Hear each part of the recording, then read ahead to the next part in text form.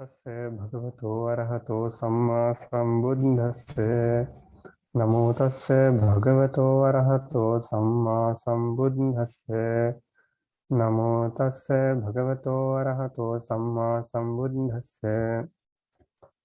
මහා සංඝරත්නයන් අවසරයි ශ්‍රද්ධාවන්ත පින්තුනි ඇසළ පොහොය දිනේදී අපි අද සාකච්ඡා කරන්න බලාපොරොත්තු වෙන්නේ මේ පොහොය දිනේ හා සම්බන්ධ වෙච්ච තවත් විශේෂ මාතෘකාවක්.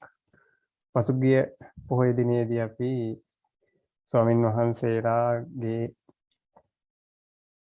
පින්ඩපාතය පරිභෝගයේ සම්බන්ධයෙන් විශේෂයෙන්ම පානක සම්බන්ධයෙන් තොරතුරු ටිකක් අපි සාකච්ඡා කරන්නට යෙදුණා.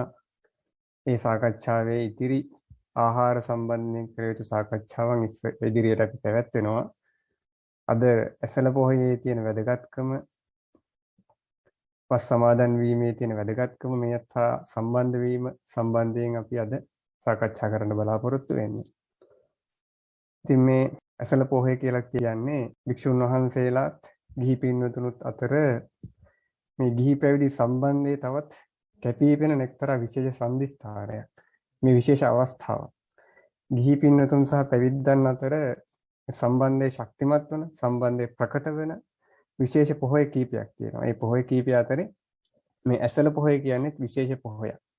ඒකට හේතුව තමයි මේ භික්ෂුන් වහන්සේලාගේ පැත්තෙන් සිද්ධ වෙනකොට ගිහි පින්නතුන්ගේ පැත්තෙන් ඒ සම්බන්ධයෙන් ලොකු දායකත්වයක් ලැබෙනවා. ඒතකොට මෙන්න මේ දායකත්වය කියන එක මේ අද ඊයේ පටන් ගත්ත දෙයක් නෙවෙයි. වස් කාලේ ආරම්භ වීම. ඒතකොට වස් කාලේ ගිහිපැදි සම්බන්ධතාවය කියන එක බුද්ධ කාලේ ඉඳලම පැවතෙන දෙයක්. ඒ පිළිබඳව බොහෝ කතා පුවත් අට කතාවල සඳහන් වෙනවා. අපි එක උදාහරණයක් කියනවා නම් මේ පින්නතුන් හැමෝම දන්න දෙයක් තමයි මේ කරණීයමෙත සූත්‍රය. කරණීයමෙත සූත්‍රය දේශනා කරන්නට හේතු නිදාන කතාව අපි සියලු දෙනාම දන්නවා. නැවතත් අපි සිහිපත් කරගනිමු. ඒ කාලේ බුදුරජාන් වහන්සේ කාලේ භික්ෂුන් වහන්සේලා පැවිදි වෙලා උපසම්පදා වෙලා අවුරුදු 5ක් ගුරුවරු යටතේ ඉඳලා ධර්ම විනය හදාරලා රහත් වීම දක්වා කමඨහනක් ඉගෙනගෙන වස් පහෙන් පස්සේ භාවනා කරන්න බොහෝ භික්ෂුන් වහන්සේලා ආරණ්‍යගත වෙනවා. කැලෑවලට වඩිනවා භික්ෂුන් වහන්සේලා. එක නමක් නෙමෙයි 39 49 59 100ක් නමක් 500 නමක් ඔය විදිහට පිරිස් වශයෙන් වැඩම කිරීමක් තමයි බොහෝ දුරට තිබුණේ. භික්ෂුන් වහන්සේලා දෙතුන් නමත් වැඩම කරු තනින් වැඩම කර අවස්ථා තියෙනවා. වැඩිපුරම තියෙන භික්ෂුන් වහන්සේලා පිරිස් වශයෙන් වැඩම කිරීම. ඉතින් මේ වගේ භික්ෂුන් වහන්සේලා 500 නමක් තමන් ගුරුවරු යටතේ ඉඳලා අවුරුදු 5 ගත කරලා බුදුරජාණන් වහන්සේගෙන් තමන් රහත් වීම දක්වා කමඨහනක් ඉල්ලගත්තා. රහත් වීම දක්වා කමඨහනක් ඉල්ලගෙන බුදුරජාණන් වහන්සේගෙන් අවසර අරගෙන උන්වහන්සේලා හිමාලය ප්‍රදේශයේ එක්තරා සුවපහසු ස්ථානයකට වැඩම කළා. ඒ ස්ථානේ බලාපොරොත්තුෙන් වැඩම කළා නෙවෙයි.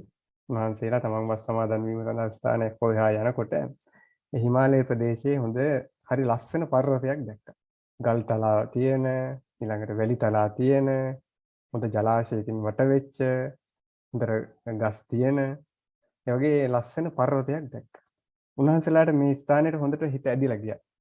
උන්වහන්සේලා කල්පනා කරනවා අපිට සියලු පහසුකම් මෙතන තියෙනවා.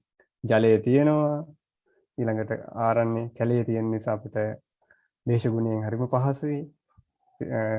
සිසිල් දේශගුණයක් තියෙන. ඉතින් ඒ නිසා මේ වස් කාලේ අපිට පහසුවෙන් ගත කරන්න පුළුවන් දේශගුණයක් ප්‍රදේශයක් තමයි තියෙන්නේ කියලා උන්වහන්සේලා එතන වස් වාසය කරන්නට උන්වහන්සේලා කල්පනා කළා. කල්පනා කරලා උන්වහන්සේලා අපසු දින පින්ඩපාතේ වැඩම කරලා ළඟ තියෙන ගමට. මෙන්න මේ ගමේ පවුල් 1000ක් හිටියා. මේ පවුල් 1000ක් හිටපු ගමට වැඩම කළාට පස්සේ ඒ ප්‍රදේශයට වැඩම කළාට පස්සේ ගමේ හිටපු දායකයෝ ගොඩාක් සතුටු වුණා. මොකද ඒ වගේ ප්‍රදේශයකට ගොඩාක් කාලෙකින් තමයි භික්ෂුන් වහන්සේලා වැඩම කරන්නේ. ස්වාමීන් වහන්සේලා වැඩම කරාට පස්සේ ස්වාමීන් වහන්සේලා දැකලා බොහෝම සතුටටපත් වුණා. ඉතින් ස්වාමීන් වහන්සේලා වෙනුවෙන් දැන් දැනගත්තනේ ස්වාමීන් වහන්සේලා 500 නමක් ඉන්නවයි කියලා. මේ ස්වාමීන් වහන්සේලා 500 නමකට එක දවසකින් කුටි 500ක් හදලා දුන්නා. ඉතින් අද වගේ මෙහෙම සිමෙන්ති වලින් හදපු කුටි වෙන්නේ නැති. ස්වාමීන් වහන්සේලාට තමන්ට අවුවෙන් වැස්සෙන් තෙමෙන් නැතුව ඉන්න පුළුවන් විදිහට තමන්ට පහසුවෙන් ඉන්න පුළුවන් විදිහට කුටියක් තම කුටි සෙනසුනක් තමයි හදලා දෙන්නට ඇත්තේ. ඒ වගේම කුටි සෙනසුන් විතරක් නෙවෙයි සාන්නාසලාට අවශ්‍ය ඇඳ පුටු, පරිභෝග කරන උපකරණ, කල ආදී ඒ සියල්ලත් පූජා කළා.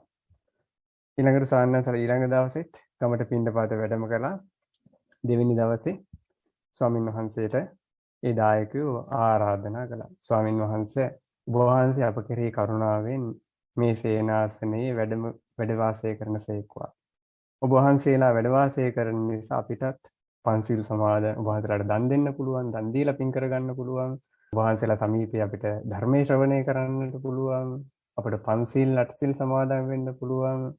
ඒ නිසා ඔබ වහන්සේලා ඉන්නවා කියලා කියන්නේ අපේ ස්වර්ග මෝක්ෂ සැප සම්පත්තිය සාක්ෂාත් කර ගැනීමට මහත් පිටිවහලක් වෙනවායි කියලා ස්වාමින් වහන්සේලාට ආරාධනා කළා. ස්වාමින් වහන්සේ අප කෙරෙහි කරුණාවෙන් මෙහි වැස්වාසය කරන සේක්වා කියලා.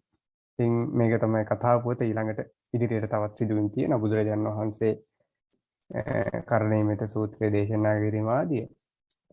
මෙහිදී අපි සිහිපත් කරන්නට යෙදුනේ බුද්ධ කාලේ ඉඳලම මේ වස් සමාදන් වීම කියන එක ගිහි දායකයන් අතර හොඳට සම්බන්ධතාවය ප්‍රකට වෙච්ච ස්ථානයක්. මොකද ඒකට හේතුව තමයි ස්වාමින් වහන්සේ නමකට වස් සමාදන් වෙන්නට බෑ කුටියක් නැතුව. ඒ කියන්නේ වහලයක් තියෙන, දොරක් තියෙන සෙනසුනක් ඕනේ. එහෙම වහලයක් දොරක් තියෙන සෙනසුනක් නැතිනම් ස්වාමින් වහන්සේලාට වස් වාසය කරන්නට බෑ. ඒ නිසා ඒක කියන්නේ මේක දායකයන්ට කරදර කරන්න කියන කාරණයක් නෙමෙයි. කියන්නේ ස්වාමින් වහන්සේ නමකට මුලින්ම Tamanට දායකයෝ ඉන්නවා නම්, පැවරුපු දායකයෝ ඉන්නවා නම්, මේ පැවරීම ගැන අපි ඉස්සරහ කතා කරනවා. දායකයෝ ඉන්නවා නම් ඒ දායකයන්ව මතක් කරන්නට ඕනේ වස් වාසය කරනවා. ඒ සඳහා කුටි සෙනසුනක් අවශ්‍යයි කියලා. එහෙමත් නැතිනම් Taman මේ සුදුසු ස්ථානයක් තෝරගෙන ඒ ස්ථානෙට ගිහිල්ලා Tamanට අවශ්‍ය ද්‍රව්‍ය, දෙව දඬු ආදී සපයාගෙන ගමේ පිරිසකින් ඉල්ලන්න පුළුවන් ශ්‍රමය. කියන්නේ ශ්‍රමය ඉල්ලන්න පැවරීමක් අවශ්‍ය වෙන්නේ නැහැ. ශ්‍රමය ඉල්ලන්න පුළුවන්, ඉල්ලගෙන කුටි සෙනසුනක් හදන්නට පුළුවන්. එහෙම හදලා දෙන කෙනෙකුට නැත්නම් Taman හරි මහන්සි වෙලා තනියෙන් හරි කුටියක් හදා ගන්නට ඕනේ. වහලයක් දොරක් තියෙන කුටියක් හදා ගන්නට ඕනේ. එහෙම වහලයක් දොරක් තියෙන කුටියක් නැත්නම් Tamanට වස් වාසය කරන්නට අවසරත් නැහැ. ඒ නිසා අනිවාර්යයෙන්ම වස් කාලය තුලදී ස්වාමින් වහන්සේ නම තමා විසින් හෝ දායකයන්ගේ උපකාරයෙන් හෝ වහලයක් දොරක් තියෙන කුටියක් හදාගත යුතු වෙනවා Tamanට වස් කාලය ගත කිරීම සඳහා. ඉතින් මෙන්න මේ වස් කාලය ගත කරනවා කියන එක මේ බුදුරජාණන් වහන්සේලාගේ ශ්‍රාවකයෝ විතරක් කරපු දෙයක් නෙවෙයි. අපේ භික්ෂුන් වහන්සේලා විතරක් කරපු දෙයක් නෙවෙයි. මේකේ වස් සමාදන් වීම අපි ඉතිහාසයට ගියොත් එහෙම වස් සමාදන් වීම කියලා කියන්නේ බුද්ධ ශාසනය පහළ වෙන්නටත් කලින් තීර්ථකයන් පවා කරපු එක්තරා සම්ප්‍රදායක්. ඒ කාලය තුල තීර්ථකයන් පවා වස් කාලේ කොහෙවත් ගමන් ගියේ නැහැ. තීර්ථකයෝ එක ස්ථානයකට වෙලා තමන්ගේ යම් පුරුදු කිරීමක් තිබුණා නම්, තමන්ගේ ධර්ම ඉගෙනීමක්, තමන්ගේ යම් භාවනා ක්‍රම ආදී තිබුණා නම් ඒ භාවනා ක්‍රම ආදී පුරුදු කිරීම එයා සිද්ධ කළා. ඉතින් භික්ෂුන් වහන්සේලා මේ ශික්ෂාපදේ පනවන්නට කලින් ඒ කාලේ වස් කාලේ පවා වැසි කාලේ සංචාරය කරමින් තමයි හිටියේ. ඒ කාලේ මිනිස්සු භික්ෂුන් වහන්සේලාට ඊට පස්සේ චෝදනා කළා. ස්වාමින් වහන්සේලා වස් කාලය තුල මේ තනකොළ පාගමින්, ඒ වගේම බොහෝ සත්තු පාගමින්, මරමින් මේ සංචාරයේ හැසිරෙනවා කියලා. ඒ කාලේ මිනිස්සු මේ තනකොළ ගස් කියන එක සැලකුවේ ඒක ඉන්ද්‍රිය ප්‍රාණීන් ලෙස. කියන්නේ එක ඉන්ද්‍රියක් තියෙන සත්‍යයන් ලෙස තමයි ඒ කාලේ මිනිස්සු සැලකුවේ. එතකොට මේ ඒ කාලේ මිනිස්සු චෝදනා කරනවා භික්ෂුන් වහන්සේලාට මේ වස් කාලේ තනකොළ වලට හැදෙනවා. මේ තනකොළ පාගගෙන භික්ෂුන් වහන්සේලා වැඩම කරනවා. එතකොට මේ අලුතෙන් පණුව වගේ සත්තු පොළවේ මතුවෙනවා. ඒ සත්තු පෑගිලා මැරෙනවා. මේ දුරක්ඛාත ශාසනය කියන්නේ මේ වගේ අපේ බුද්ධ ශාසනයක් වගේ නෙමෙයි. මේ නිවනක් දේශනා නොකරන ශාසනවල තීර්ථකයෝ වස් කාලේ ඇවිදින්නේ නැතුව එක තැනකට වෙලා ඉන්නවා. එයි මේ භික්ෂුන් වහන්සේලාට එක තැනකට වෙලා ඉන්න බැරි. කුරුල්ලෝ වැසි කාලයේදී ගමන් කරන්න නැතුව තමන්ගේ කූඩු වලට වෙලා ඉන්නවා. එයි භික්ෂුන් වහන්සේලාට ඉන්න බැරි කියලා මිනිස්සු චෝදනා කළා. ඉතින් බුදුරජාණන් වහන්සේ මෙන්න මේ කාරණය සලකාගෙන එපමණක් නොවේ. බුදුරජාණන් වහන්සේ අනාගතයේ ශාසනයේ දියුණුව පිණිස ශාසනයේ චිරස්ථිතිය සලකලා භික්ෂුන් වහන්සේලාට වස්තු මාසය තුලදී වස්වාසයේ පිණිස අනුදැන වදාරන්ට යෙදුණා. ඒ කියන්නේ අනුජානායන් භික්කවේ වස්සං උපගන්තුම් කියලා බුදුරජාණන් වහන්සේ පැනවීමක් යෙදුවා. ඒතර ඒ පැනවීමට අනුව භික්ෂුන් වහන්සේලා අනිවාර්යයෙන්ම වස් කාලය තුල වස්වාසය කරන්නට ඕන.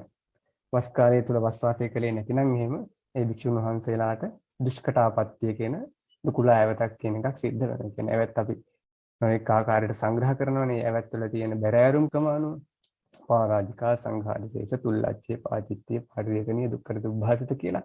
ඉතින් ඒකෙන් ඔය දුක්ඛට කියන කොටට තමයි දුෂ්කට කියන කොටට තමයි වස් සමාදන් වුනේ නැතිනම් ඒ වස් සමාදන් නොවීමේ වරද භික්ෂුන් වහන්සේට පැනවෙන්නේ.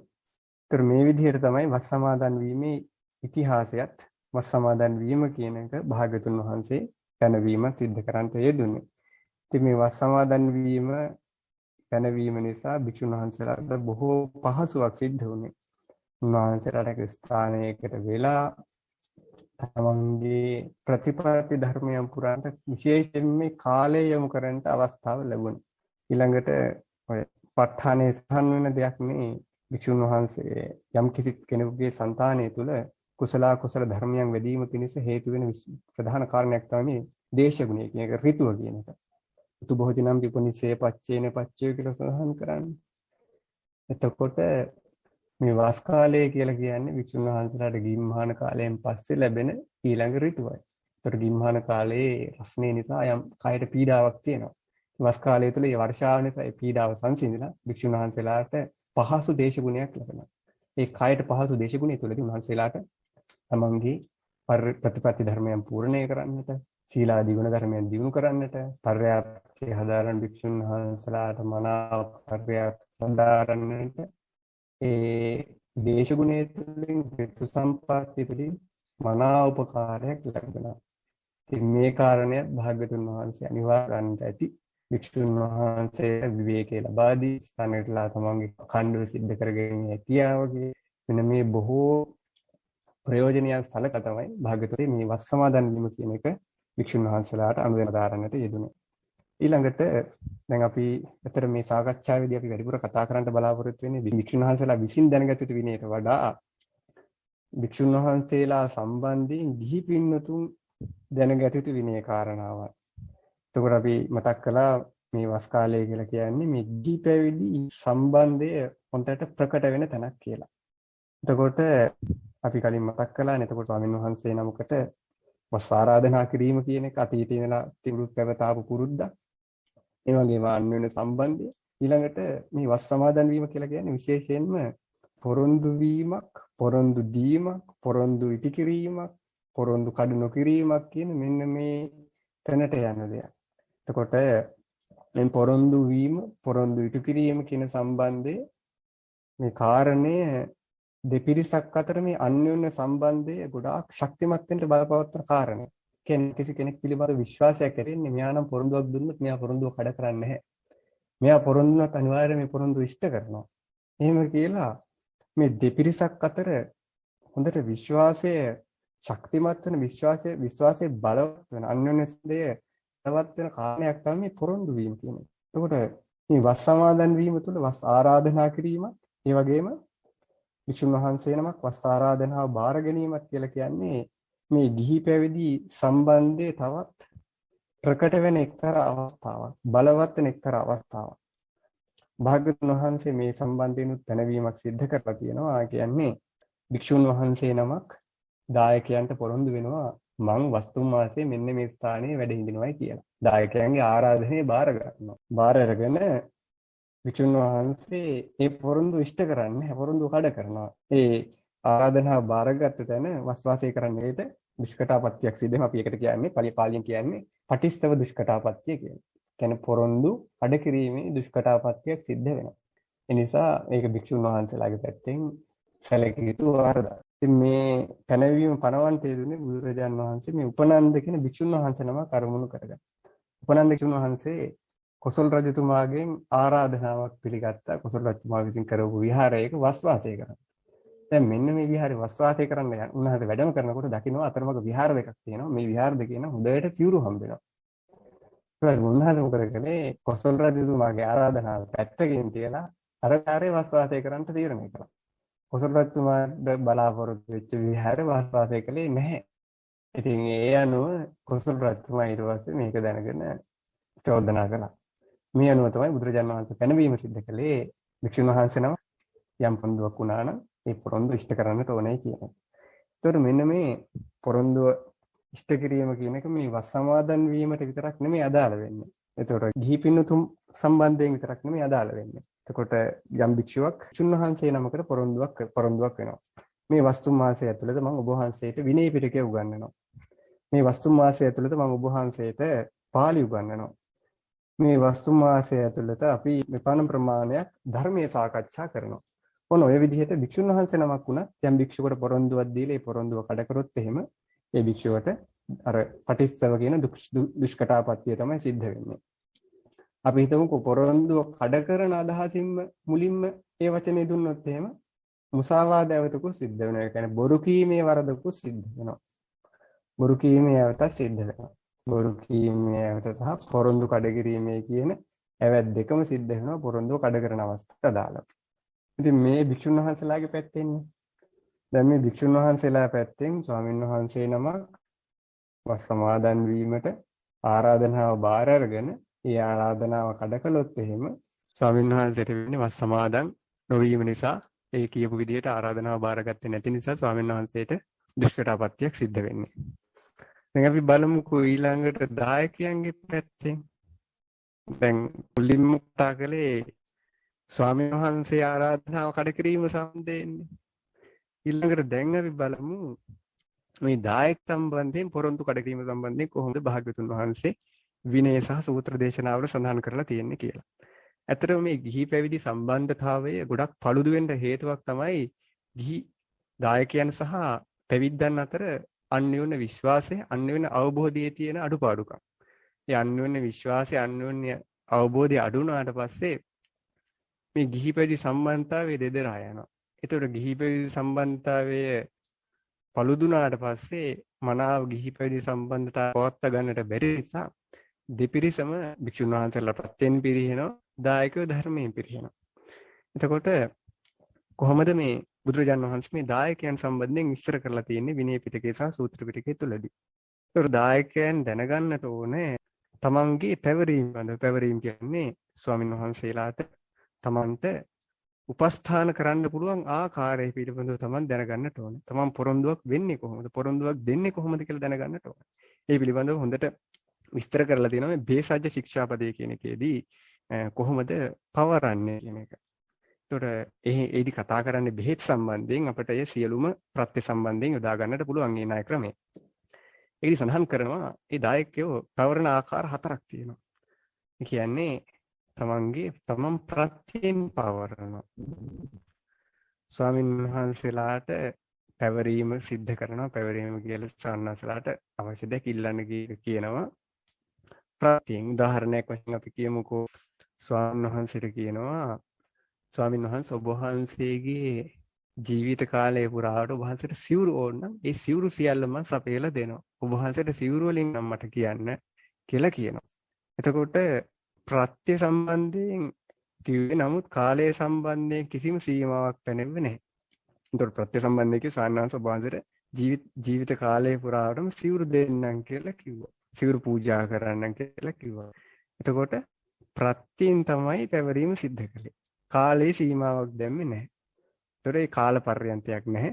ප්‍රත්‍ය තමයි පර්යන්තයක් තියෙන්නේ. ඊළඟට ප්‍රත්‍ය ගැන කතා කරන්නේ නැතිව කාලය ගැන කතා කරනවා. කියනවා ස්වාමීන් වහන්සේ ඔබ වහන්සේට මේ අවුරුද්ද ඇතුළත ඔබ වහන්සේගේ සිව්පස අවශ්‍යතාව මම ඉෂ්ට කරලා දෙනවා. එතකොට ප්‍රත්‍ය සම්බන්ධයෙන් විශේෂයක් සිද්ධ කළේ නැහැ. ඔබ වහන්සේට දානය වේවා, පිවුරු වේවා, බෙහෙත් වේවා වෙන අවශ්‍යතා සිද්ධ තියෙනවා නම් මේ අවුරුද්ද තුළදී ඔබ වහන්සේගේ අවශ්‍යතාවක ඉෂ්ට කියලා කාලය සම්බන්ධයෙන් යම් සීමාවක් පනවලා ඒ විදිහට පැවරීම සිද්ධ කරනවා. ඊළඟ කෙනා තමයි කාලය සම්බන්ධයෙන්ුත් වෙනම කියනවා. ඊළඟට ප්‍රත්‍ය සම්බන්ධයෙන්ුත් කියනවා. දැන් උදාහරණයක් වශයෙන් අපි කියමු ඔන්න ස්වාමීන් වහන්සේ නමක් අසනීප වෙලා ඉන්නවා. ඒ ස්වාමීන් වහන්සේට අවුරුදු ගාණක් එක දිගට බෙහෙත් වළඳන්න වෙලා තියෙනවා. ඒතර මේ දායක මහත්තයෙක් මේක දැනගෙන යා කියනවා ස්වාමීන් වහන්සේ ඔබ වහන්සේට ඊළඟ අවුරුදු 5ට අවශ්‍ය බෙහෙත් ටිකම ලබලා දෙනවා. එතකොට ප්‍රත්‍ය සම්බන්ධයෙන් කියනවා ඔබ වහන්සේගේ මෙන්න මේ ලෙටර් අවශ්‍ය බෙහෙත් ටික කියලා ඒ බෙහෙත් ටික නියම කරනවා. ඊළඟට කාලයක් කියනවා. කාලය කියන්නේ ඔබ වහන්සේට මම අවුරුදු 5කට තමයි බෙහෙත් දෙන්නේ කියලා. එතකොට අවශ්‍ය ප්‍රත්‍ය ප්‍රමාණයක් කියලා අවශ්‍ය කාලය ප්‍රමාණයක් කියලා. ඊළඟට තව දායකයෙක් ඉන්නවා කාලය පිළිබඳව සලකන්නේත් නැහැ ප්‍රත්‍ය පිළිබඳව සලකන්නේත් නැහැ. අපි හිතමුකෝ ඊටාම ධනවත් කෙනෙක් කියලා. එතකොට භික්ෂුන් වහන්සේලා පිළිබඳව හොඳට අවබෝධයක් තියෙන එයා කියනවා ස්වාමින් වහන්සේ ඔබ වහන්සේට සිව්පසෙන් අවශ්‍යතාවයක් තියෙනවා නම් ඔබ වහන්සේගේ අවශ්‍යමට දන්වනසේක්වා ඔබ වහන්සේගේ ජීවිතාන්තය දක්වා මම ඔබ වහන්සේගේ අවශ්‍යතා ඉෂ්ට කරලා දෙනවායි කියලා. මෙන්න මේ ස්වභාවය බුරුමේ විශේෂයෙන් උපසම්පදා කිරීමේදී අපිට පේන්න තියෙන ලක්ෂණය. ඒ බුරුමේ උපසම්පදා කරනකොට අපි ඒකට බුරුමෙන් කියන්නේ යහන්ඩගාම කියලා. කියන්නේ උපසම්පදා පින්කමකදී ඒ උපසම්පදා වෙන ස්වාමින් වහන්සේව ධනවත් දායක අම්මා කෙනෙක් එහෙම නැත්නම් දායක මහත්තයෙක් දායක පවුලක් බාර ගන්නවා. බාර අරගෙන ස්වාමීන් වහන්සේ උපසම්පදා කිරීමේ සියලු වගකීම් ඒ දායක පවුල තමයි ගන්නෙ. ඒ දායක පවුල අරගෙන කියනවා ස්වාමින් වහන්සේ ඔබ වහන්සේගේ ජීවිතයේ අධ්‍යාපන කටයුතු පර්යාප්ති ඉගෙන ගන්න කටයුතු ඔබ වහන්සේගේ භාවනා කිරීම ආදී කටයුතු වලදී ඔබ වහන්සේට අවශ්‍ය ඔබ වහන්සේගේ පැවිදි ජීවිතය ගත කරන්නට අවශ්‍ය සියලුම සිව්පසයෙන් මම ඔබ වහන්සේට පැවරීම සිද්ධ කරනවා. ඔබ වහන්සේට අවශ්‍ය දෙයක් තියෙනවා නම් මට දන්වනසේක්වා කියලා ඒ පැවරීම සිද්ධ කිරීම බුරුම රටේ සාමාන්‍ය දෙයක් බවට පත් වෙලා තියෙනවා. ඉතින් ඒක තමයි අපි කලින් බුරුමේ වචනයෙන් කිව්වේ යහන්ඩගාමා කියන එක. මේකෙදී අර තියෙන්නේ අවසාන කෙනා. ඒකට කාලයෙන් සීමාවක් දක්වලත් නැහැ. ප්‍රත්‍යයන්ගෙන් සීමාවක් දක්වලත් නැහැ. ඉතින් මේ තේරුම් ගන්නට ඕනේ තම තමාගේ හැකියාව අනුව. දැන් සමහර දායක කෙනෙක් ඉන්නවා ඇත්තටම Tamanට හැකියාවක් නැහැ. Tamanට හිතේ පමණටම වික්ෂුන් වහන්සේලාට දාන්නේ පූජා කරන්න. නමුත් Taman ඊටා විශාල වශයෙන් පැවරීම සිද්ධ කරනවා. පැවරීම සිද්ධ කරලා ඊළඟට ස්වාමීන් වහන්සේලා ඉල්ලුවට පස්සේ Tamanට ඒ අවශ්‍ය පරිදි Tamanට සම්පාදනය කරගන්න වෙනවා. ඊළඟට ස්වාමීන් වහන්සේත් එක්ක අමනාප වෙලා දෙපිරිසම අතර අර අන්‍යෝන්‍ය සම්බන්ධය paludu වෙනවා. ඒ විශ්වාසය නැති වෙනවා. ඒ නිසා විශේෂයෙන් දායක පින්නතුන් තේරුම් ගන්නට ඕනේ තමන්ගේ හැකියාව. ඒතකොට තමන්ගේ හැකියාව තේරුම් අරගෙන තමන්ට මොනවද පූජා කරන්න පුළුවන්? තමන්ට කොච්චර කාලෙ පූජා කරන්න පුළුවන් කියන එක තේරුම් අරගෙන ඒ භික්ෂුන් වහන්සේලාට පැවරීම කියන එක සිද්ධ කළොත් එහෙම භික්ෂුන් වහන්සේ දන්නවා දායක පින්නතුන් මෙන්න මේ දේ වලින් තමයි දැන් පවර්ලා තියෙන්නේ. ඒ නිසා මට ඉල්ලන්න පුළුවන් මේ දේවල් විතරයි. ඒතර මෙන්න මේ කාලයට විතරයි මට පවර්ලා තියෙන්නේ. මට එතනින් එහාට ඉල්ලන්නට බෑ කියලා භික්ෂුන් වහන්සේ දන්නවා. භික්ෂුන් වහන්සේ දැනගත්තට පස්සේ ඉතින් භික්ෂුන් වහන්සේගේ පැත්තෙන් යම් වකීමක් තියෙනවා. ඒ කීප විදිහට වැඩ කරන්න. භික්ෂුන් වහන්සේ සහ දායක පින්නතුන් අතර සම්බන්ධතාවය මනාව පවත්ව ගැනීමක් ලැබෙනවා. ඉතින් භික්ෂුන් වහන්සේගේ පැත්තෙනුත් මෙතන යම් වගකීමක් තියෙනවා. ඒක තමයි භික්ෂුන් වහන්සේ දැනගන්නට ඕනේ ඒ දායකයාගේ හැකියාව පිළිබඳව. ඒකෙදි සඳහන් කරලා තියෙනවා යාංගුත්තර නිකායේ එක සූත්‍රයක තියෙනවා ස්වාක්ඛාතේ ධම්ම විනයේ දායකේන මත්තා ජානිතබ්බා. ස්වාක්ඛාතේ ධම්ම විනයේ පටිඝාහකේන මත්තා ජානිතබ්බා. දුරක්ඛාතේ ධම්ම විනයේ දායකේන මත්තා ජානිතබ්බා කියලා. ඒ කියන්නේ ස්වාක්ඛාත වූ ශාසනයක ප්‍රමාණය දැනගන්නට ඕනේ පිළිගන්න කෙනා. දුරක්ඛාත වූ ශාසනයක ප්‍රමාණය දැනගන්නට ඕනේ පූජා කරන කෙනා. ඉතින් මෙහිදී මේ ස්වාක්ඛාත ශාසනයක දායකයාගේ ප්‍රමාණය පූජා කරන දෙහි ප්‍රමාණය සහ තමාගේ අවශ්‍යතාවය කියන මෙන්න මේ කරුණු තුන සලකන්නට ඕනේ භික්ෂුන් වහන්සේ නමක් වශයෙන්. අපි හිතමුකෝ ඔන්න දායකයා ගොඩාක් ධනවත් කෙනෙක්. නමුත් ඔහු ශ්‍රද්ධාවන්ත කෙනෙක් නෙමෙයි. ඔහුට දාන ආධ්‍යාශය කෙනෙක් ගොඩාක් අඩුයි. Tamanට ගොඩාක් තිබුණාට පූජා කරන්න බලාපොරොත්තු වෙන්නේ ටිකයි. ඉතින් ඒ නිසා ඒ බඳු දායකයෙක්ගෙන් පිළිගන්න කියලා කියන්නේ ටිකයි. ඊළඟට තව දායක කෙනෙක් ඉන්නවා හරිම ශ්‍රද්ධාවන්තයි. නමුත් Tamanට ධනෙ නැහැ දුප්පත්. ඉතින් ඒ බඳු අවස්ථාවකදී කියන්නේ දායකයා දුප්පත් ඒ ශ්‍රද්ධාවන්ත දායකයා ගොඩක් දෙන්න කැමති වුණත් පොඩ්ඩක් පිළිගන්න කියලා තමයි කියන්නේ. ඊළඟට හොඳට ධනයක් තියෙන, ශ්‍රද්ධාවක් තියෙන, දාන ආධ්‍යාශී තියෙන දායකයෙක් ඉන්නවා. ඒ දායකයා භික්ෂුන් වහන්සේලාට සුවසේ ප්‍රත්‍ය පූජා කළත් තමන්ට අවශ්‍ය ප්‍රමාණයට පිළිගන්න කියලායි සඳහන් කරලා තියෙන්නේ. ඉතින් මෙන්න මේ විදිහට තමයි භික්ෂුන් වහන්සේලාගේ පැත්තෙන් සහ දායකයන්ගේ පැත්තෙන් කොහොමද ප්‍රත්‍ය පිළිගැනීම ප්‍රත්‍යයන් සම්බන්ධයෙන් ආරාධනා කිරීම කියන එක සිද්ධ වෙන්නේ. දැන් අපි හිතමුකෝ මෙන්න මේ කියපු විදිහට සිද්ධ වුණේ නම් දායකයන්ගේ පැත්තෙන් මොකද වෙන අඩුපාඩුව. ඉතින් භික්ෂුන් වහන්සේලාට වෙන්නේ පොරොන්දු කඩ කිරීමෙන් දුෂ්කරතාපත්තියක්නේ. එතකොට දායකයන්ගේ පැත්තෙන් පොරොන්දු කඩ කිරීමේ යම් වරදක් සිද්ධ වෙනවා. පොරොන්දුව දෙනකොටම කරන්නේ නැහැ කියලා හිතලාම දුන්නොත් දායකයන්ටත් මේ මුසාවාද හුරු කීමේ වරද සිද්ධ වෙනවා. ඊට අමතරව මේ කර්මයේ සම්බන්ධයෙන් විශේෂ විස්තරයක් සිද්ධ කරලා තියෙනවා වණිජ්‍ය කියන සූත්‍රය. මේ සූත්‍රයේ බුදුරජාන් මේ සාරිපුත්‍ර ස්වාමීන් වහන්සේ දේශනා කරන්නේ වෙලෙන්දු 4 දෙනෙක් සම්බන්ධයෙන්. මේ වෙලෙන්දු 4 දෙනා ගැන කියනවා නම් එක වෙලෙන්දෙක් ඉන්නවා තමන් හොඳට මහන්සි වෙලා තමන් විය පැහැදම් කරලා තමන්ගේ ව්‍යාපාර කටයුතු සිද්ධ කරනවා. නමුත් කොච්චර මහන්සි වුණත් කොච්චර විය පැහැදම් කරත් මෙයාගේ සියලුම ධනය විනාශ වෙලා යනවා. ඊළඟට දෙවෙනි කෙනා තමයි තමන් හොඳට මහන්සි වෙලා විය පැහැදම් කරලා තමන්ගේ ව්‍යාපාර කටයුතු සිද්ධ කරනවා. එහෙම සිද්ධ කළාට තමන්ට බලාපොරොත්තු වෙච්ච විදිහට තමන්ට ලාභයක් ලබා බැරි වෙනවා. ඒ තමයි දෙවෙනි කෙනා. ඊළඟට තුන්වෙනි කෙනා තමයි තමන් වෙහෙස මහන්සි වෙලා තමන්ගේ ව්‍යාපාර කටයුතු සිද්ධ කරනවා. තම බලාපොරොත්තු වෙච්ච ප්‍රමාණයට විතරයි ලැබෙන්නේ. ඊට වැඩිය ලැබෙන්නේ නැහැ. ඊළඟට හතරවෙනි කෙනායි තමන් මහන්සි වෙලා ව්‍යාපාර කරනවා. නමුත් හිතුවටත් වැඩිය තමන්ගේ ව්‍යාපාර දියුණුවට පැමිණෙනවා. නොසිතූ ලෙස දියුණුවට පැමිණෙනවා. ඒතර මෙන්න මේ විදිහේ වෙලෙන්දු 4 දෙනෙක් ඉන්නවා.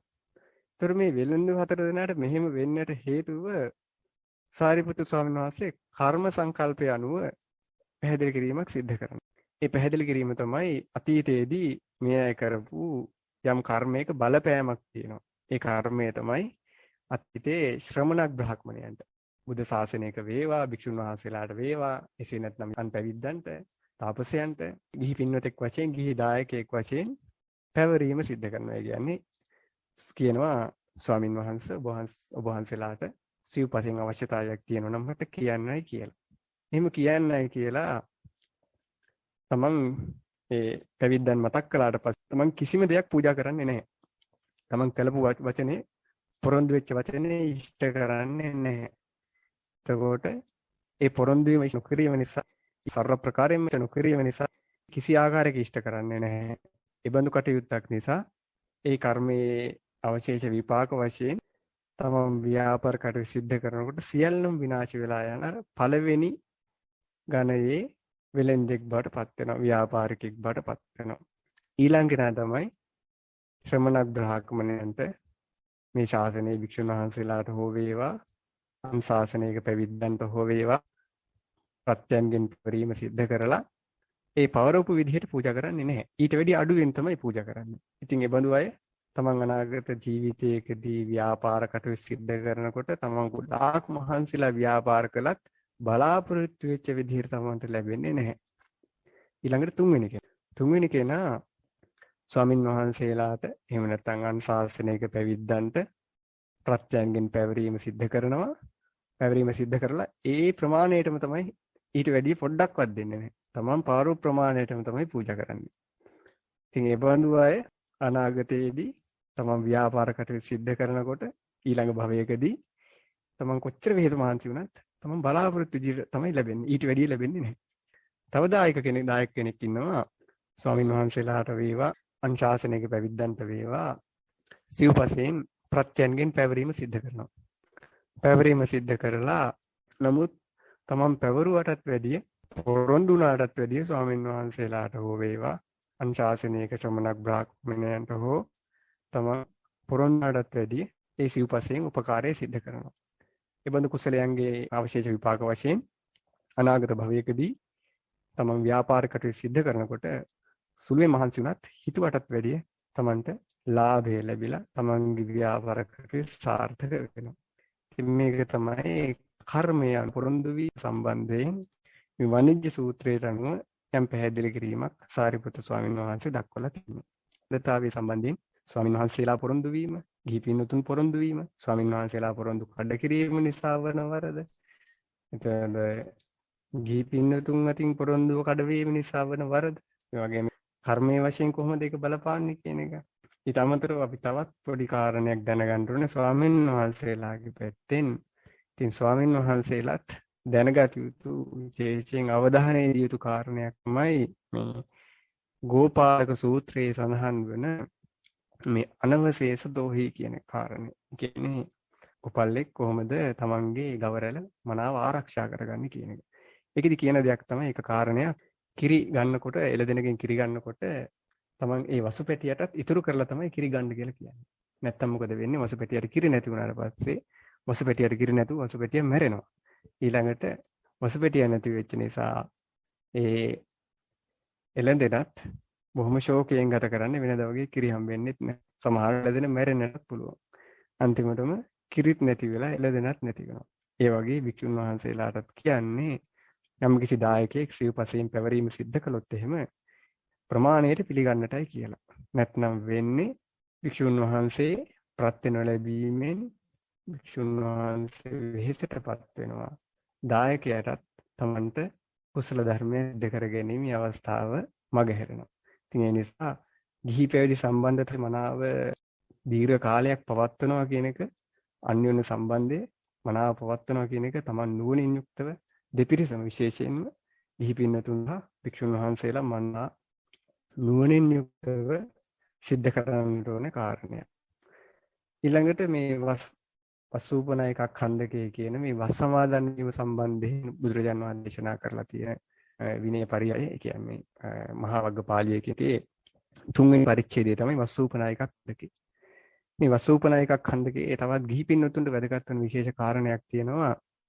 වසමාමේදී මේ රජවරුන්ගේ ධාර්මික නීති වලට අනුගත වෙන්නට ඕන භික්ෂුන් වහන්සේලා. එක අවස්ථාවකදී බිම්බිසාර රජතුමාට අවශ්‍ය වෙනවා වස් කාලය පස්සට ගන්න. ඒ අවස්ථාවේ බුදුරජාණන් වහන්සේට මේ කරුණු සැලකලාට පස්සේ බුදුරජාණන් වහන්සේ කියනවා අනුජානාමි භික්කවේ රාජානං අනුවත්තිතුම් කියලා. ඒ කියන්නේ රජවරුන්ගේ ධාර්මික නීති වලට භික්ෂුන් වහන්සේලාත් අනුගත වෙන්නට ඕන. ඉතින් මේ ධාර්මික නීති වශයෙන් මේ සඳහන් වෙන්නේ වස් කාලය සම්බන්ධයෙන් විතරක් නෙමෙයි.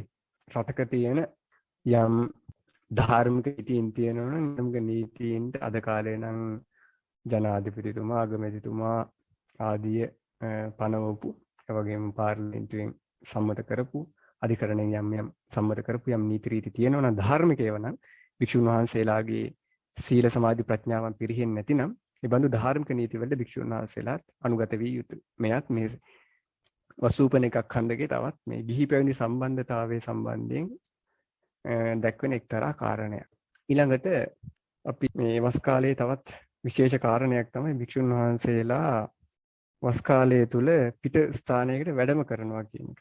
එතකොට වස් කාලය තුල සාමාන්‍යයෙන් පිටට වැඩම කිරීම වෙනදා වගේ භික්ෂුන් වහන්සේලාටින් සිද්ධ වෙන්නේ නැහැ. එතකොට භික්ෂුන් වහන්සේ නමක් පිටතට වැඩම කරනවා නම් වැඩම කිරීම සඳහා හේතු වෙන කරුණු කාරණා තියෙනවා. භික්ෂුන් වහන්සේට ආරාධනාවකින් තොරව යන්න පුළුවන් අවස්ථා තියෙනවා. භික්ෂුන් වහන්සේ නමකට ආරාධනාවක් සහිතව යන්න පුළුවන් අවස්ථා තියෙනවා. ඒතර මොනවද භික්ෂුන් වහන්සේ නමකට ආරාධනාවකින් තොරව යන්නට පුළුවන් අවස්ථා? ඒ ආරාධනාවකින් තොරව යන්නට පුළුවන් 7 දෙනෙක් සම්බන්ධයෙන්. ඒ තමයි භික්ෂුන් වහන්සේ නමක් සම්බන්ධයෙන්, භික්ෂුණීන් වහන්සේ නමක්, ශික්ෂමානාවක් කියලා කියන්නේ ප්‍රසම්පදාවෙන්ට බලාපොරොත්තු වෙන කෙනෙක්, ඊළඟට සාමණේර හිමිනමක්, සාමණේරි කෙනෙක් සහ තමන්ගේ අම්මා තාත්තා වෙනුවෙන්. මෙන්න මේ 7 දෙනා වෙනුවෙන් විතරයි ආරාධනයකින් තොරව යන්නට පුළුවන් වෙන්නේ. වස් කාලය තුල නැත්තම් දායකයන්ගෙන් වේවා, ඥාතීන්ගෙන් වේවා පිටතට වැඩම කරලා රාත්‍රියක් ගත කරනවා නම් අනිවාර්යයෙන්ම ආරාධනාවක් අවශ්‍ය වෙනවා. දැන් අපි බලමු භික්ෂුන් වහන්සේ නමක් සම්බන්ධයෙන් කොහොමද කටයුතු කරන්න කියලා. තමන්ගේ හිතවත් භික්ෂුන් වහන්සේ නමක් වේවා, එහෙම නැත්නම් වෙන ආරණ්‍යක භික්ෂුන් වහන්සේ නමක් වේවා, තමන් ආචාර්ය භික්ෂුන් වහන්සේ නමක් වේවා, තමන්ගේ ගෝල භික්ෂුන් වහන්සේ නමක් වේවා, කවරෝ භික්ෂුන් වහන්සේ නමක් ගිලන්නාට පස්සේ ආරාධනා අවශ්‍ය වෙන්නේ නැහැ. මේ භික්ෂුන් වහන්සේට බෙහෙත් හොයලා දෙන්නේ කොහොමද? අවශ්‍ය දානෙ කොහොමද හොයලා දෙන්නේ? කොහොමද උපස්ථායකයෙක් හොයලා දෙන්නේ? එහෙම නැත්නම් මං හරි ගිහිල්ලා උපස්ථාන කරනවා කියලා ආරාධනාවකින් තොරව වුණත් ස්වාමින් වහන්සේට මස් කාලය තුල ගිහිල්ලා වැඩම කරලා දින 6ක් ඉන්නට පුළුවන්. නමුත් ඒ බඳු කාරණයකදීනත් වික්ෂුන් වහන්සේ නැවත 7 වෙනි අරුණ ගත වෙන්නට කලින් එන්නට ඕන. ඒ කියන්නේ විනය පිටකේ මේක සඳහන් කරලා තියෙන්නේ සත්තාහකරණියෙන් යනවායි කියලා. ඒතර මේ සත්තාහකරණියෙන් යනවා කියන එකේ තේරුම තමයි වික්ෂුන් වහන්සේ නමක් වෙන ස්ථානයක තම වස්වැසු ස්ථානයේ හැර අන්‍ය ස්ථානයක රාත්‍රියක් ගත කරනවා නම් වික්ෂුන් වහන්සේ තමන්ගේ විහාරයෙන් තමන්ගේ සේනාසනයෙන් පිට වෙන්නට කලින් වික්ෂුන් වහන්සේ අදිෂ්ඨානයක් ඇති කරගන්න ඕනේ. මං මේ ස්ථානයෙන් පිටත් වෙලා නැවත දවස් 7ක් ඇතුළත 7 වෙනි දවස් අරුණ නැගෙන්නට කලින් මම මේ ස්ථානෙට එනවා. දවස් 6ක් විතරයි මම පිටත ගත කරන්නේ කියලා වික්ෂුන් වහන්සේ අදිෂ්ඨානයක් ඇති කරගෙන පිටත් වෙන්නට ඕනේ. ඉතින් මේක සමහර වෙලාවට භික්ෂුන් වහන්සේ තමගේ හිතින් විතරක් හිතනවා. සමහර කෙනෙක් තවත් භික්ෂුන් වහන්සේ නමකට පවසනවා.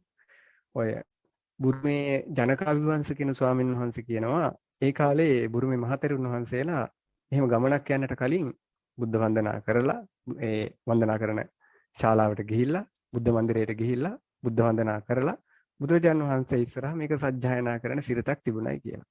සද්දවසක් ඇතුළත මම නැවත මේ විහාරයට පැමිණෙනවායි කියලා. ඉතින් ඒ වගේ පුරුදු තිබිලා තියෙනවා.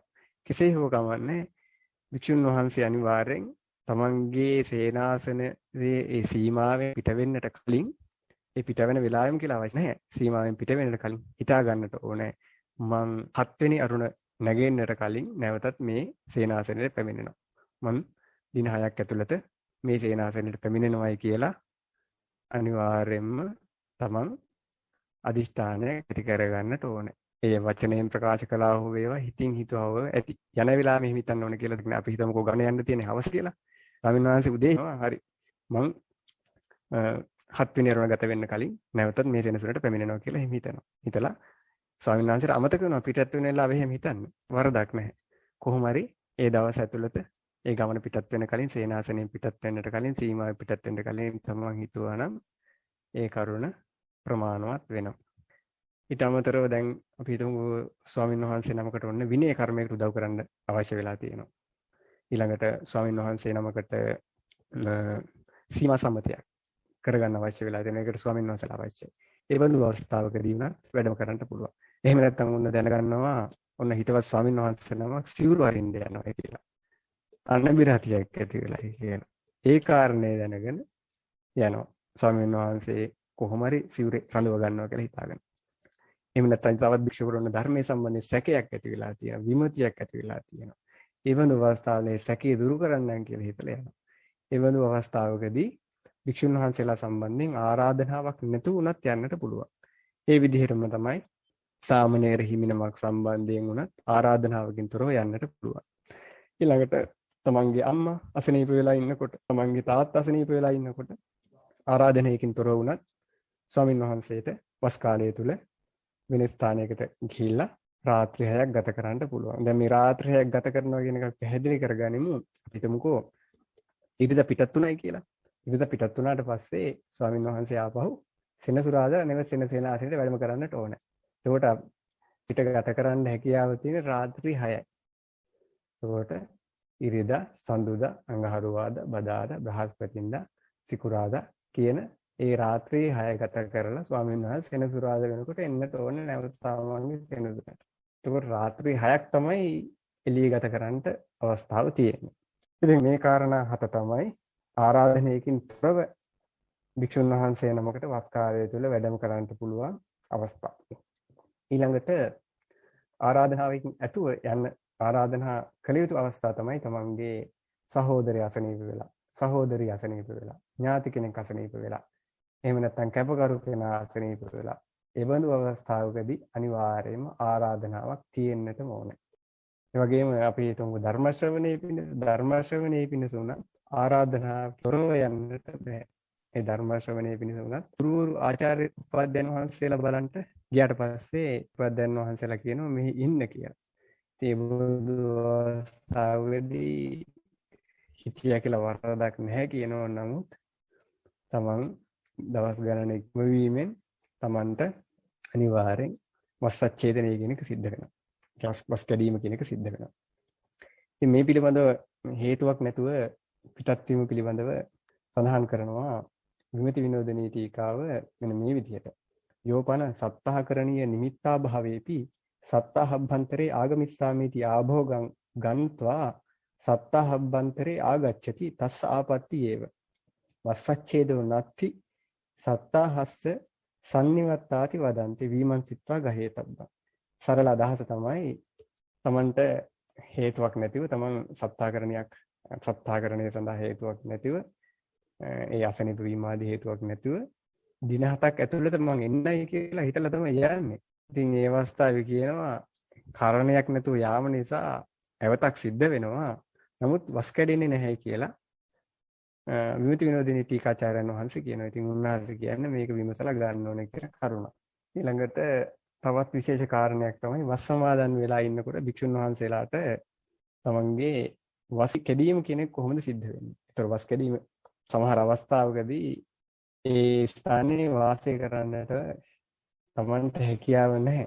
බඳු අවස්ථාවකදී වස් කැඩීම තුළින් තමන්ට ඇවතක් සිද්ධ වෙන්නේ නැහැ. නමුත් වස් කැඩීම කෙනෙක් සිද්ධ වෙනවා. එතකොට මේ සියලු කරුණු අපිට ප්‍රධාන මාතෘකා තුනකට බෙදලා දක්වන්නට පුළුවන්. ඒ තමයි ජීවිත අන්තරාය, බ්‍රහ්මචර්ය අන්තරාය සහ සංඝ බෙහෙදේ වශයෙන්. ජීවිත අන්තරාය කියනකොට වස් සමාදන් වෙලා ඉන්න තැන වනසතුන්ගෙන් හරියට කරදර පීඩා තියෙනවා. අලියන්ගෙන් කරදර තියෙනවා. ඒ වගේම සමහර රටවල කොටින්ගෙන් කරදර තියෙනවා.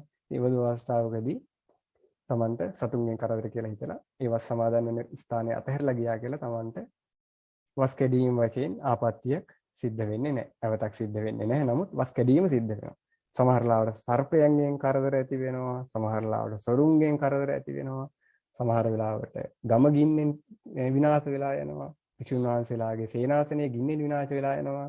ගම ජලයෙන් යට වෙලා යනවා. ගම් වතුරක් එනවා. භික්ෂුන් වහන්සේලාගේ සේනාසනය ගම් වතුරක් ඇවිල්ලා විනාශ වෙලා යනවා. ඊට පස්සේ භික්ෂුන් වහන්සේලා වස් වාසය කරන ගමට සොරු ඇවිල්ලා පීඩා කරනවා. බුදු අවස්ථාවකදී පවා භික්ෂුන් වහන්සේ ඒ වස් වාසය කරපු තැන අත්හැරලා ගියා කියලා ආපත්‍යක් සිද්ධ වෙන්නේ නැහැ. නමුත් වස් කැඩීම කියන එක සිද්ධ වෙනවා. ඒතකොට සමහර අවස්ථාවකදී ඔය ගම දෙකට වෙනවා. ඒ කියන්නේ ගමේ පිරිස තරහ වෙලා දෙකට වෙනවා. ඒ බුදු අවස්ථාවේදී කියන්නේ බුදුරජාන් වහන්සේ වැඩි පිරිස ඉන්න තැනට යන්න කියලා. නමුත් ඒ වැඩි පිරිස අතර මොනවා ශ්‍රද්ධාව අඩු නම් ශ්‍රද්ධා වැඩි පිරිස ළඟට යන්න කියලායි තමයි භාගතුන් වහන්සේ අනුදැන වදාරලා තියෙන්නේ. ඊළඟට තවත් කාරණයක් තමයි තමන් වස් වාසය කරලා ඉන්නකොට තමන්ට හරියට දාණය ලැබෙන්නේ නැහැ. රූක්ෂ හෝ නැත්නම් ප්‍රණීතෝ වේවා තමන්ට හරියට දාණය ලැබෙන්නේ නැතිනම් ඒ ස්ථානේ අතහැරලා ගියා කියලා අවතක් සිද්ධ වෙන්නේ නැහැ. වස් කැඩීම සිද්ධ වෙනවා. ඊළඟට යැපෙන පමණ භෝජන පමණක් නෙවෙයි අපි හිතමු සප්පාය භෝජන ලැබෙන්නේ නැහැ කියලා. ඔන්න ස්වාමීන් වහන්සේ නමක් ඉන්නවා වාතමාරු තියෙන. හැමදාම හම්බෙන්නේ අපි හිතමුකෝ මෑකරලෝ බඩු තමයි හැමදාම හම්බෙන්නේ. ඒ හැමෝටම මොකද වෙන්නේ? සායනාතර අසනීප වැඩි වෙන්නට පුළුවන්. ඒ වුණ අවස්ථාවක තමන්ට සප්පාය භෝජන ලැබෙන්නේ නැහැ කියලා සලකලා ඒ සේනාසනෙන් පිටත් වුණා කියලා අවතක් සිද්ධ වෙන්නේ නැහැ. වස් කැඩීම සිද්ධ වෙනවා.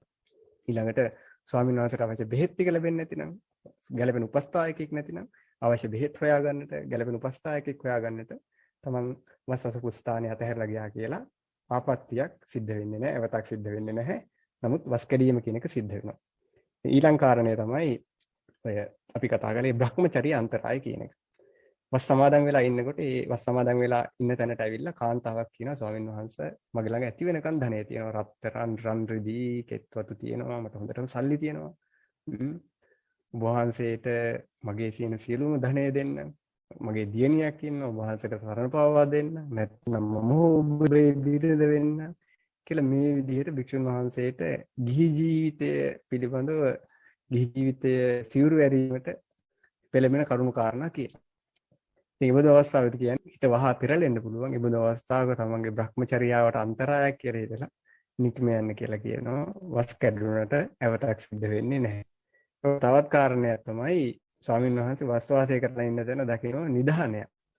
නිධානයක් තියෙනකොට ස්වාමීන් වහන්සේ කල්පනා කරනවා දැක්කොත් එහෙම සිත වහා පෙරලෙනවා. කොයි වෙලාවෙද පෙරලෙයිද දන්නේ. ඒ නිසා මේක මාගේ භ්‍රමචර්යාවට අන්තරායක් කියලා හිතලා එවනු අවස්ථාවදී වුණා ඒ වස්වසුපු තැන අතහැරලා ගියා කියලා ස්වාමීන් වහන්සේට අවතක් සිද්ධ වෙන්නේ නැහැ. නමුත් ස්වාමීන් වහන්සේගේ වස් කැඩීම සිද්ධ වෙනවා. ඊළඟට අපි කතා කළේ සංඝ බෙහෙදේ සම්බන්ධයෙන්. ඉතින් යම් තැනක සංඝ බෙහෙදයක් සිද්ධ වෙනවා නම් වේදී වළක්වන්න. නමුත් Tamanට වළක්වන්නට බැහැයි කියලා හොඳටම දැනෙනවා නම් ඒ බඳු අවස්ථාවකදී සංඝ බෙහෙදය මා ඉදිරිහි නොවේවා කියලා කල්පනා කරලා ඒ ස්ථානය අතහැරලා ගියා කියලා ගැටලුවක් නැහැ. ඊළඟට ස්වාමීන් වහන්සේට දැනගන්න ලැබෙනවා තමන්ගේ හිතවත් භික්ෂුන් වහන්සේලා එහෙම නැත්නම් තමන්ගේ හිතවත් භික්ෂුන් වහන්සේලාගේ හිතවත් භික්ෂුන් වහන්සේලා සංඝ බෙදේ පිට උත්සාහ කරනවා. ඒ බඳු අවස්ථාවක ඒ ස්ථානයේ සංඝ බෙදේ වළක්වනවා කියන අදහසින් තමන්ගේ වස්වතුප සේනාසනය අතහැරලා ගියා කියලා වරදක් නැහැ. නමුත් වස් කැඩීම සිද්ධ වෙලා තියෙනවා. ඊළඟට තවත් විශේෂ කාරණයක් තියෙනවා භික්ෂුන් වහන්සේලාගේ සාංගික සෙනසුන් කටයුතු සඳහා. ඔන්න තවත් වෙන සේනාසනයක ගොඩනැගිලි ඉදි කරන කටයුතු තියෙනවා. එබඳු ගොඩනැගිලි ඉදි කරන කටයුතු ආදීදී ස්වාමින් වහන්සේට ඒ සඳහා උපකාර කිරීම සඳහා උපදෙස් දීම සඳහා ස්වාමින් වහන්සේට සත්තාහකරණයෙන් නැවත ස්වාමීන් වැඩම කිරීමේ සත්තාහකරණයේ වැඩම කිරීමේ අවස්ථාවක් තියෙනවා. ඉතින් අවසාන වශයෙන් තවත් කෙටි කාරණයක් අපි සිහිපත් කරනවා මේ වස් සමාදන් වීම සම්බන්ධයෙන් අපි කතා කරානේ මේ සේනාසනයේ සම්බන්ධයෙන්. ඒතකොට ස්වාමීන් වහන්සේට තියෙන්නට ඕනේ හොඳට අවුබෙන් වැස්සෙන් පීඩාවක් නොවන වහලයක් තියෙන දොර අගුදා හැකි කුටියක් තියෙන්නට ඕනේ. ස්වාමීන් වහන්සේට වස් එළඹෙන සුදුසු ස්ථාන වශයෙන් අපි කෙටියෙන් සිහිපත් කරනවා නම් ගස් බෙනයක වස් එළඹෙන්න බෑ, අතු දෙදලක වස් සමාදන් වෙන්න බෑ, සොහොන් ගේක බෑ, කුඩයක් යට බෑ, හැලියක බෑ. මේ පිළිබඳව ගොඩාක් කරුණු කාරණා විනය පාළියේ සඳහන් කරලා තියෙනවා. මේ පින්නතුන කෙටියෙන් අපි මතක් කළේ. ඒ නිසා අනිවාර්යෙන් වස් සමාදන් වෙනවා නම් ස්වාමීන් වහන්සේ නමකට වහලයක් තියෙන, වැසිය හැකි දොරක් තියෙන සේනාසනයක්, කුටියක් අනිවාර්යෙන්ම අවශ්‍ය වෙනවා. ඉතින් ඒ නිසා ස්වාමීන් වහන්සේ නමක් වස් සමාදන් වුණේ නැතිනම් එහෙම ස්වාමීන් වහන්සේට වෙන්නේ වස් සමාදන් නොවීමේ දුෂ්කරාපත්‍ය කියන එකයි සිද්ධ වෙන්නේ. ඉතින් පින්නතුනේ අද දිනේදී අපි මේ ඇසළ පොහොය දිනේ වැදගත්කම සම්බන්ධයෙන් කතා කරලා භික්ෂුන් වහන්සේලා සහ ගිහි පින්නතුන් අතර මේ වස් සමාදන් වන දිනේදී තිබිය යුතු අන්‍යෝන්‍ය සම්බන්ධතාවය මොකක්ද? ඒ වස් සමාදන් වන දිනේදී ඒ අන්‍යෝන්‍ය සම්බන්ධතාවය කොහොමද තවත් ශක්තිමත් වෙන්නේ? මේ පිළිබඳ ඉතිහාසය මොකක්ද? ඊළඟට භික්ෂුන් වහන්සේ නමක් සහ ගිහි පින්නතුන් අතර තියෙන්නට ඕන පොරොන්දු වීම, පොරොන්දු ඉෂ්ට කිරීම, පොරොන්දු කඩන කිරීම, ඊළඟට පොරොන්දු කඩ කිරීමේ වරද මොකක්ද? එයින් ලැබෙන විපාකයන් මොනවද කියලා කතා කළා. ඊළඟට දායකයන් සම්බන්ධයෙන් දායකයන් විනයට අනුව කොහොමද ආකාර හතරකට පැවරීම සිද්ධ කරන්නේ? ඊළඟට තමන් හරියට පොරොන්දු ඉෂ්ට කරේ නැත්නම් ඒ නිසා අනාගතයේ ලැබෙන විපාක මොනවද? තමන්ට අනාගත ව්‍යාපාර කටයුතු වලදී වෙන අහිතකර විපාකයන් මොනවද කියන අපි කතා කළා. රජුන්ගේ නීති ධාර්මික නීතියන් අනුගත වෙන්න ඕනේ. ළඟට සත්තාහකරණියෙන් ආරාධනාවක් තියෙනකොට ආරාධනාවක් නැතුව කොහොමද වස් කාලය තුළ පිටතට වැඩම කරන්නේ? ඊළඟට අන්තරාය නැති අවස්ථාවකදී කොහොමද භික්ෂුන් වහන්සේ නමක් ඒ වස් වාසය කරපු ස්ථානයේ අතහැරලා වැඩම කරන්නේ? එහිදී සිද්ධ වෙන වරද මොකක්ද? වස් කැඩීමක් සිද්ධ වෙනවද කියන එක අපි කතා බහ කළා. ඉතින් වස් සමාදන් විය හැකි ස්ථාන මොනවද? වස් සමාදන් වීමට නුසුසු ස්ථාන මොනවද කියන එක මෙන්න මේ විදිහට අපි වස් සමාදන් වීම සම්බන්ධයෙන් ගිහි පින්නතුන් විසින් ගත කරන්නට යෙදුනේ. පින්නතුන්ට මේ සම්බන්ධයෙන් යම් ගැටලු නම් ඒ ගැටලු විමසීම සඳහා අවස්ථාව. ස්වාමීන් වහන්සේ අවසරයි. තෙරුවන් සරණයි. එහෙමයි. ස්වාමීන් වහන්සේ මේ දැන් වස් අධිෂ්ඨාන කරන්න බැරි වෙලා භික්ෂුවක් ආරාමෙන් පිටත් වුණොත් ඊට පස්සේ නැවත ආරාමයට ඇවිල්ලා වස් අධිෂ්ඨාන කරලා නැවත ඒ ගමන පිටත් වෙන එක අමතක වෙලා පිටත් වෙනවා. වස් අධිෂ්ඨාන කරන්න අමතක වෙලා සත්තාකරණයේ අධිෂ්ඨාන කරන්න අමතක වෙලා පිටත් වෙනවා. ඊට පස්සේ ආපහු ආරාමයට ඇවිල්ලා අධිෂ්ඨාන කරලා යනවා කියන එක ඒක රූහණේ වෙනවද? ඒක ඒකෙන් වස් සිඳීම සිද්ධ වෙන්නේ නැද්ද? ස්වාමීන් වහන්සේ අවසරයි. ගැලපෙනවා. නැහැ. ඒ අවස්ථාවේදී අපි හිතමුකෝ ස්වාමීන් වහන්සේට තමන් ගමනක් යන්න කලින් ඒ දවස් ඇතුළත සිහිපත් කරන්න අමතක වෙනවා. නමුත් තමන් සේනාසනෙ පිටත් වෙලා ටික දුරක් ගියාට පස්සේ තමයි මතක් වෙන්නේ අමතකුණයි කියලා. ඊට පස්සේ නැවතත් ඒ දවස් ඇතුළතම තමන් මේ ස්ථානයට ඇවිල්ලා නැවත වස් අධිෂ්ඨාන කරලා දවස් 7ක් ඉක්මනට කලින් මම එනවා කියලා අධිෂ්ඨාන කරලා ගියොත් එහෙම තමන්ට මේ වස් අච්ඡේදයේ කෙනෙක් සිද්ධ වෙන්නේ නැහැ. දවස් 7ක් ඇතුළත නැවත තමන් එන්නට ඕනේ. ඒකේ මස් කැඩීමක් සිද්ධ වෙන්නේ නැහැ. ඒ තමයි ඉතින් අමතක වුණොත් කළ යුතු දේ. එහෙමයි ස්වාමීන් වහන්සේ. බොහොම පිං. ස්වාමීන් වහන්සේ තව ප්‍රශ්නයක් මේ වස් ආරාධනා කරන ගිහිදායක අය මොකක් හරි සිව්පස ක්ලාන්ත වීමක් වුණොත් භික්ෂුන් වහන්සේලාට දාන්නේ නැති වුණා කියමු අපි කියමුකෝ උදාහරණයක්. එතකොට ඒ කෙනා එක යම් කර්ම න්‍යායකින් හෝ බැඳී ඉන්නවද ස්වාමීන් වහන්සේ වගකීමකින් බැඳී ඉන්නවද ඒ වස් ආරාධනා කළ අය ඒ 3 මාසේ එහෙම සැපිය යුතුයි කියලා? නෑ නෑ. එයා ඉතින් ඇත්තටම සාධාරණ හේතුවක් කියනවා නම් Tamanට ප්‍රත්‍යයෙන් උපකාර නොකිරීමේ කරන්න බැරි යම් හේතුවක් තියෙනවා නම් ඉතින් වල අවස්ථාවවලදී කර්මයෙන් බැඳීමක් වෙන්නේ නැහැ. මොකද Tamanට ඇත්තටම නොහැකියාවනේ තියෙන්නේ. එතකොට පොරොන්දු කඩ කිරීමක් නෙමෙයිනේ තියෙන්නේ. ඒතර නොහැකියාව නිසානේ ඒ කටයුතු සිද්ධ වුනේ. Tamanට බැරි වුනේ. ඒ නිසා එතන කර්මයක් එක්ක බැඳීමක් තියෙන්නේ නැහැ. අහිතකර විපාකයක් එනවා කියලා පේන්නේ නැහැ එතන නම්. මොකද අහිතකර විපාකයක් එන්නට නම් Taman හිතුලා ඒ කියන්නේ ඒ පොරොන්දු කඩ කිරීම නම් වරදක් සිද්ධ වෙන්නට එපා. එහෙමයි සර්. ඒකට අකුසල කර්මයක විපාකයක් වශයෙන් අනාගතයේ අවශේෂ විපාකයක් වශයෙන් Tamanට ඒ විපාකය ලැබෙන්නේ. ඒ නිසා නොහැකි අවස්ථාවකදී ඇත්තටම සාධාරණ හේතු තියෙනවා නම් ඒකේ අහිතකර විපාක ලැබෙනවා කියලා පේන්නේ. එහෙමයි සර්. ස්වාමීන් වහන්සේ දැන් වස් ආරාධනා කරද්දී දායක පින්වතුන් අපි කියමුකෝ වස් ආරාධනා කරන ඒ උපාසකතුමා හෝ උපාසිකාව අරමුණු කරන භික්ෂූන් අතරේ වස් සමාදන් වෙනවා යම් භික්ෂුවක්. එතකොට ඒ භික්ෂුන් වහන්සේට ඒ පටිච්චසමුප්පාදේ සිද්ධ වෙන්නේ නැද්ද? ඒ කියන්නේ අර ආරාධනාවක් පිළි අරගෙන වෙනත් තැනකට වස් විසුවා කියන එක දැන් මොකද එයාට අරමුණු වෙලා නැහැ යම් භික්ෂුවක්. මං කියන එක ස්වාමීන් වහන්සේට පැහැදිලි වුණාද දන්නේ නැහැ. ඒ වස් ආරාධනා කරන දායකයා හෝ දායිකාව අරමුණු කරනවා මම මේ 4 නමට හෝ 5 නමට තමයි ආරාධනා කරන්නේ කියලා. එතකොට එතන ඉන්නවා තව කවුරු හරි භික්ෂුවක්. ඒ ස්වාමීන් වහන්සේව අරමුණු වෙලා නැහැ ඒ ආරාධනා කරන කෙනාට. එතකොට යම් හේකින් ඒ භික්ෂුව ඒ ආරාධනාව නොලබපු භික්ෂුව ආරාධනාවට අරමුණු නොවිච්ච භික්ෂුව අතින් පටිච්චසමුප්පාදයක් වෙන්නේ නැහැ නේද? බැරි වෙලා හරි ඒ වෙනත් තැනකට වස්සන්න ගියා කියලා. නෑ මේ පැහැදිලිව වචනයෙන් කරන ආරාධනාව පිළිගැනීම තමයි එතන අදහස තිබුණා ඒ කියන එක නෙමෙයි. වචනෙන් ආරාධනාව කළාට පස්සේ Taman කයින් හරි වචනයෙන් හරි ආරාධනාව පිළිගෙන ඒ පොරොන්දුව කඩ කිරීමෙන් තමයි දුෂ්කරාපති සිද්ධ වෙන්නේ. නැත්නම් ඒ සිතින් සිද්ධ වෙන දෙයක් නෑ. ඒ බඳු අවස්ථාවක සිද්ධ වෙන්නේම නෑ. ඔය ඔබ වහන්සේ කිය වගේ අවස්ථාවක. එහෙමයි ස්වාමීන් වහන්සේ බොහොම පිං. තව ප්‍රශ්නකට දෙකකට වගේ අවස්ථාව තමයි තියෙන්නේ කාල වේලාව අනුව. ගැටලු නැති බවයි අපිට පේන්නේ නිසා දැන්.